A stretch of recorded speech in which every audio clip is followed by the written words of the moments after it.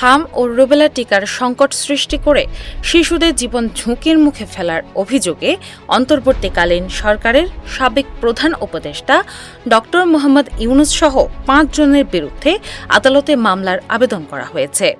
সোমবার ৮ জুন ঢাকার অতিরিক্ত চিফ মেট্রোপলিটন ম্যাজিস্ট্রেট জসিতা ইসলামের আদালতে কিশোরগঞ্জ ৫ বাজিতপুর নিখলি আসনের সংসদ সদস্য শেখ মুজিবুর রহমান ইকবাল এ আবেদন করেন। আদালতের বেঞ্চ সহকারী আশুতোষ বিষয়টি নিশ্চিত করে জানান, বাদীর জবানবন্দি গ্রহণের পর আদালত আদেশের জন্য বিষয়টি অপেক্ষমান রেখেছেন। মামলায় ড. ইউনূস ছাড়াও সাবেক স্বাস্থ্য উপদেষ্টা নূরজাহান বেগম, স্বাস্থ্য ও পরিবার কল্যাণ মন্ত্রণালয়ের সাবেক সচিব মোহাম্মদ সাইদুর রহমান, সাবেক প্রধান উপদেষ্টার বিশেষ সহকারী অধ্যাপক ডাক্তার মোহাম্মদ সাইদুর রহমান এবং স্বাস্থ্য অধিদপ্তরের সাবেক মহাপরিচালক অধ্যাপক ডাক্তার মোহাম্মদ আবু জাফরকে আসামি করা হয়েছে। মামলার আবেদনে অভিযোগ করা হয়েছে, দায়িত্ব পালনে চরম অবহেলা ও উদ্দেশ্যমূলক সিদ্ধান্তের কারণে দেশে শত শত শিশুর মৃত্যু এবং হাজার হাজার শিশুর জীবন ঝুঁকির মুখে পড়েছে। বাদীপক্ষের দাবি, শিশুদের জন্য অত্যন্ত গুরুত্বপূর্ণ হাম রুবেলা টিকা যথাসময়ে আমদানি না করায় পরিস্থিতি ভয়াবহ আকার ধারণ করে এবং এটি কার্যত হত্যাকাণ্ডের শামিল। আবেদনে বলা হয়েছে, দীর্ঘদিন ধরে বাংলাদেশ সরকার ইউনিসেফের মাধ্যমে নিয়মিতভাবে হাম রুবেলা সহ বিভিন্ন প্রতিরোধমূলক টিকা সংগ্রহ করে আসছিল। তবে ড.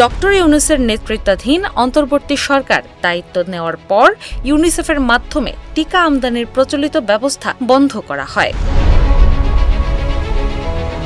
পরবর্তীতে উন্মুক্ত দরপত্রের মাধ্যমে টিকা সংগ্রহের উদ্যোগ নেওয়া হলেও সেই প্রক্রিয়া দীর্ঘসূত্রতায় পড়ে, যার ফলে দেশে টিকার সংকট তৈরি হয় বলে অভিযোগ করা হয়েছে। মামলার নথিতে উল্লেখ করা হয়, ইউনিসেফের বাংলাদেশ প্রতিনিধি রানা ফ্লাওয়ার্স গত ২০ মে প্রকাশিত এক সাক্ষাৎকারে সম্ভাব্য টিকা সংকট নিয়ে আগাম সতর্কবার্তার কথা তুলে ধরেন। তার ভাষ্যমতে, স্বাস্থ্য বিভাগকে একাধিকবার সতর্ক করা হয়েছিল এবং বিদ্যমান টিকা সংগ্রহ ব্যবস্থা বন্ধ না করার পরামর্শও দেওয়া হয়েছিল। এছাড়া হাসপাতালে ভর্তি হওয়া রোগীদের বাইরেও দেশের বিভিন্ন অঞ্চলে আরও বহু শিশু আক্রান্ত হয়েছে, যাদের অনেকেই সরকারি পরিসংখ্যানে অন্তর্ভুক্ত হয়নি বলে অভিযোগ করা হয়।